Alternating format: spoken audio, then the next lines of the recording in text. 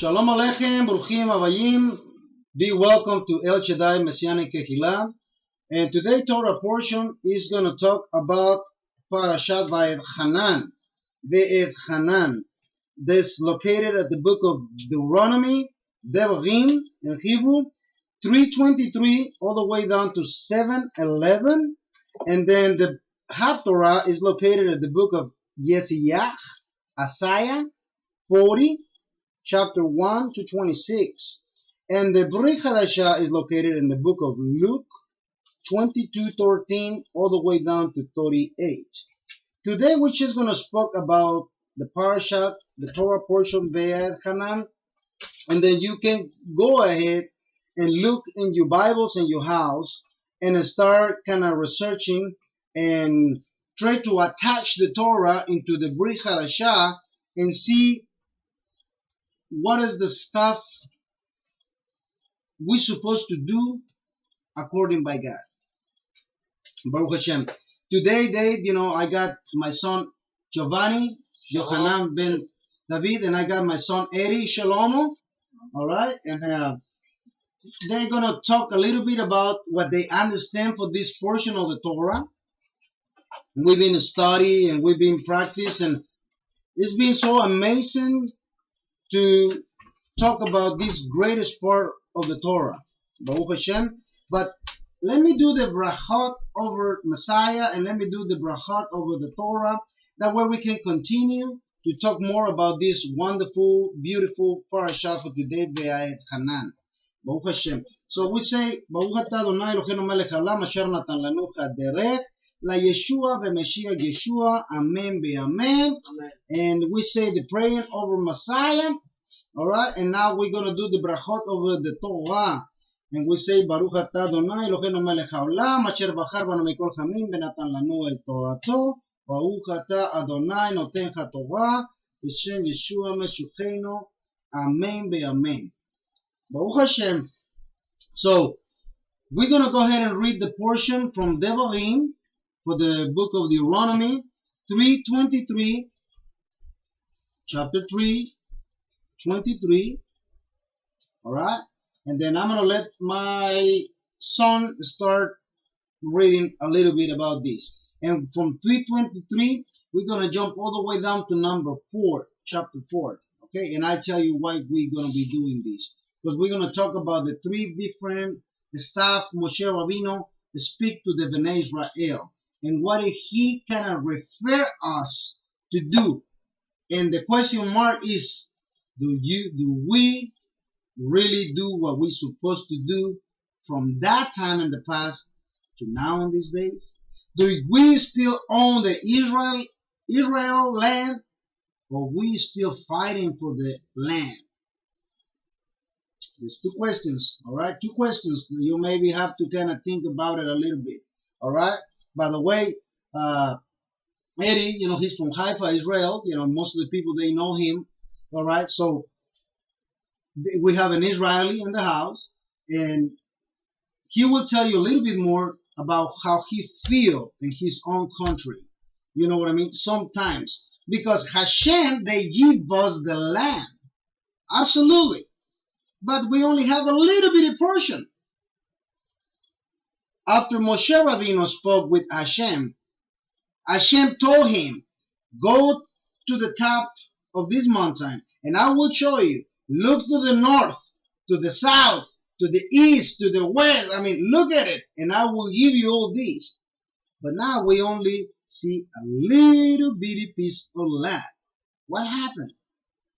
We will talk about it. All right, go ahead, Giovanni, and start reading the Torah portion from 3:23, and I'll tell you when you stop. Then I pleaded with Adonai Elohim, you have begun to reveal your greatness to your servant and your strong hand. For what other God is there in the heaven or on earth that can do the works and mighty deeds that you do? Please, let me go across and see the good land on the other side of the Jordan, that wonderful hill country and the Lebanon. But Adonai was angry with me on account of you, and he didn't listen to me. Adonai said to me, Enough from you. Don't say another word to me about this matter. Climb up to the top of Pisgah and look out to the west, north, south, and east. Look with your eyes, but you will not go across this Jordan. However, commission Yahushua, encourage him and strengthen him, for he will lead this people across and enable them to inherit the land that you will see. So we stayed in the valley across from the Lord. Chapter 4. All right, go ahead. Go ahead. Chapter 4. Mhm. Now, Israel, listen to the laws and rulings I am teaching you, in order to follow them so that you will live. Okay, stop right there. So what did we say? Now what? Listen to the laws Listen. and rulings. Listen. Listen. Okay? So now let's jump to number 5 and let's see what he say again. Chapter number 5. Chapter 5. Uh-huh. Then Moshe called to all Israel and said to them, listen, Israel. Okay, stop right there. Okay? So now we are in chapter 5. What about 6:4, Eddie? Then What say?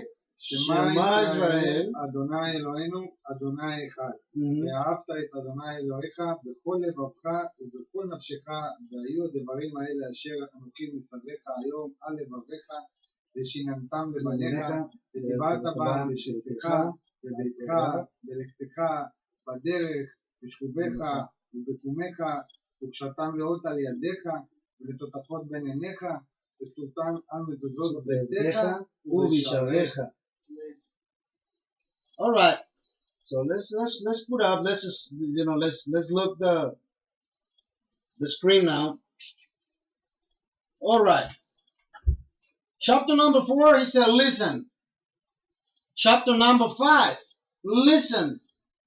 Chapter number 6, Shema. Shema is the confession between Israelite people and Hashem himself. What does the person do when you got your firstborn? Huh? Say, cry. Cry. And we say, Shema. Now, before you die, Shema. All the things happen in the Israelite life, we say Shema. Because we confess. Alright? But Shema is don't confess. Shema is to hear. And the problem is to force your own self to hear. To force your own self to listen the voice of God in your life. And force you, okay, you can listen, a car is coming over in the street. I can listen, but I don't see the car. But I listen, so I don't care. Because that was a car they passing by, that's it. But it's different when I do Shema, because I'm gonna not just listen, I'm gonna push myself to see what is or who is driving that car. So basically, Moshe Rabbeinu start talking to the Israelite people and mention in many things, listen, listen. Number 3, number 4, number 5, listen, listen, listen. But in the number 6, he talked about Shema Israel, Adonai Eloheinu, Adonai Echad. We recognize our Elohim as one and Echad. Echad is mean over any other God. He is the master of the universe. He is the truly good God. Moshe Rabbeinu, why we got Bereshit, Shemot, Vayikra? He never mentioned Shema Israel. Do you know that, Eddie? Why Hashem never tell him, to say Shema Israel, Adonai Eloheinu?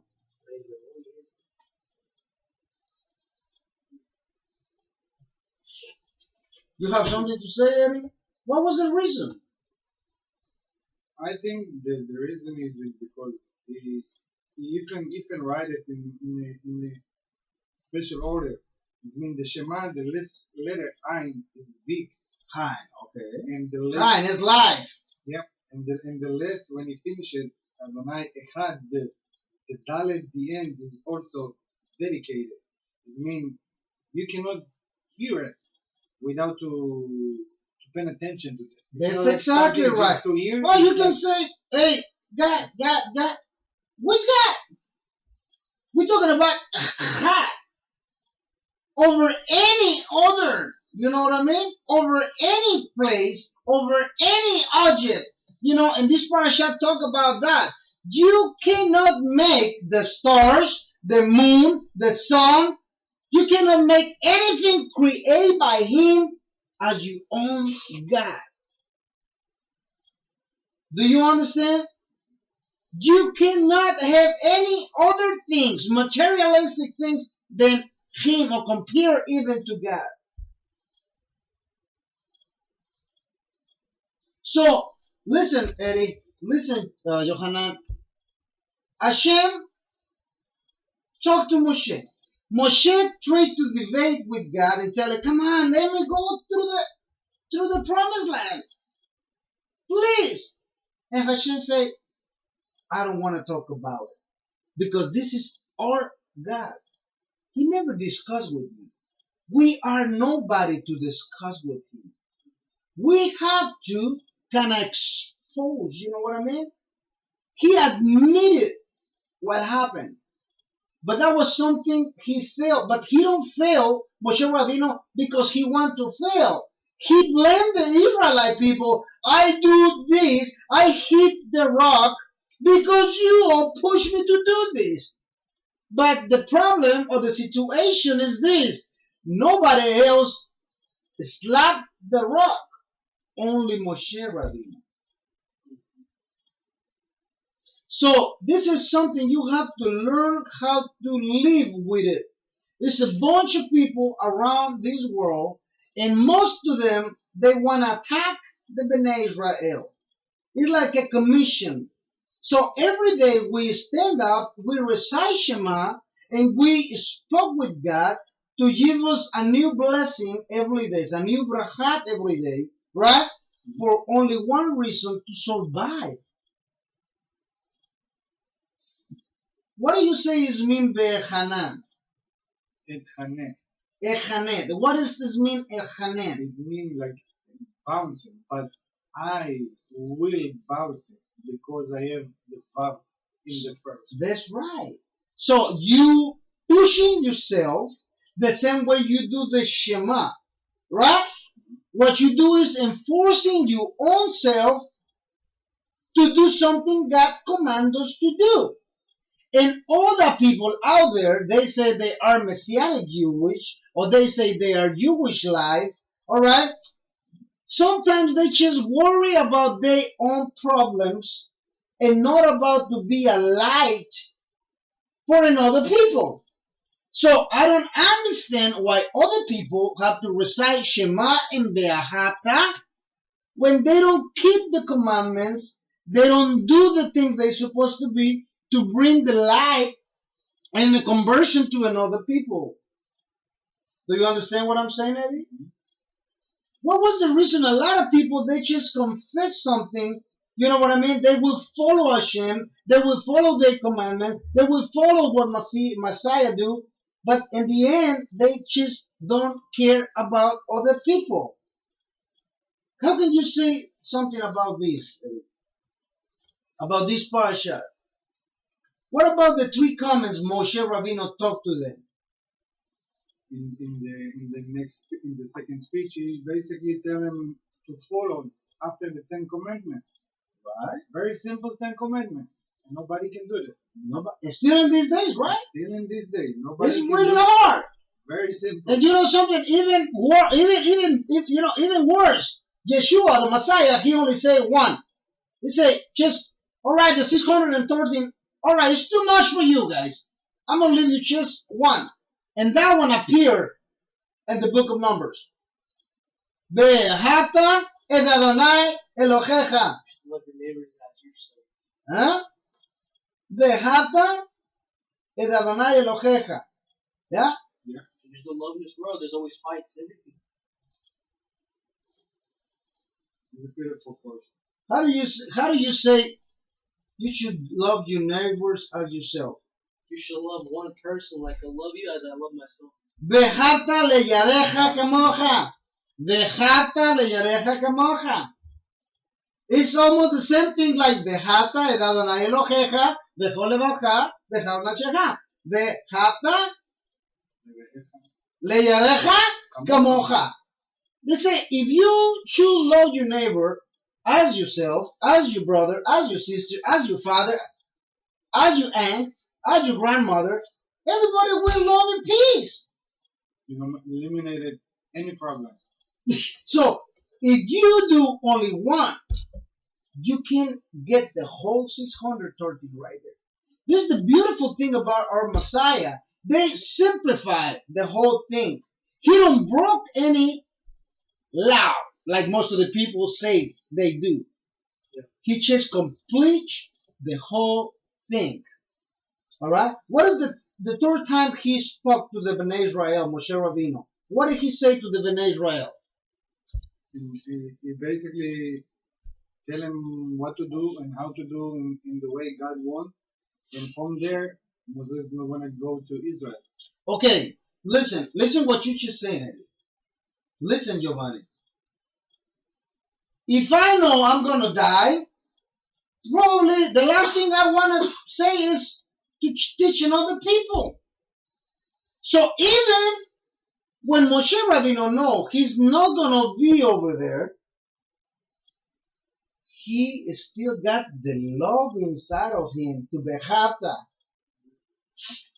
to love the other ones, to command you and tell you, look, I'm not gonna be there. Pretty much it's like this. You don't have enough money to take your kids to Disneyland. You only have enough money to send your own kids to Disneyland. When the kids come back from that trip and the kids start talking to Papa, how was the trip?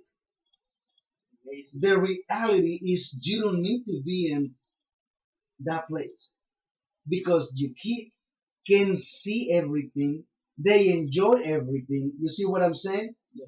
And then you are so happy. But now in this situation, we still don't get the whole Israel. Part of Iraq belongs to us. Part of what is the other side? Pakistan. It belongs to us. And not because someone say, Mama, give it to me. Or Father in heaven, or Avinu Shema Shemayim, they give us to us in a big contract in the Torah. They say, look, all the place around there is going to be yours. What was the reason we don't really possess that land yet? We're still fighting. We're not. We don't do it in the right way, all the way. That's right. This is the reality. We don't stand up. Because we want to do the things and the way we believe. Our mind is so strong to make us think, oh no, maybe this is not the right way. And Hashem don't command us to think, command us to act and do, get the promised land. Listen, Hashem said like this, whatever is in Hashem's hands, who can take it away from him? Nobody.